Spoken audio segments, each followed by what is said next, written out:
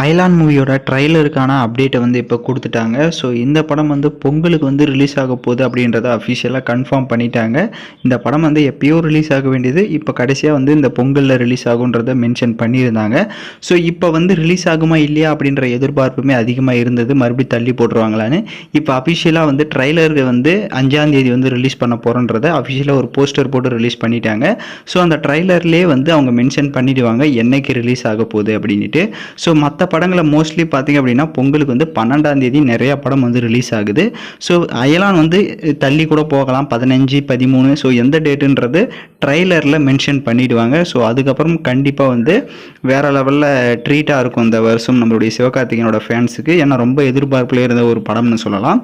So இந்த வருஷம் இந்த பொங்கல் எப்படி இருக்க போகுதுன்னு பார்ப்போம் அயலானுக்கு. ஸோ அயலானுக்கு நீங்கள் எந்த அளவுக்கு ஒரு மோஸ்ட் எக்ஸ்பெக்டேஷன்ஸில் இருக்கீங்க அப்படின்றத கமெண்ட் பண்ணிவிட்டு சேனலையும் சப்ஸ்கிரைப் பண்ணிக்கோங்க.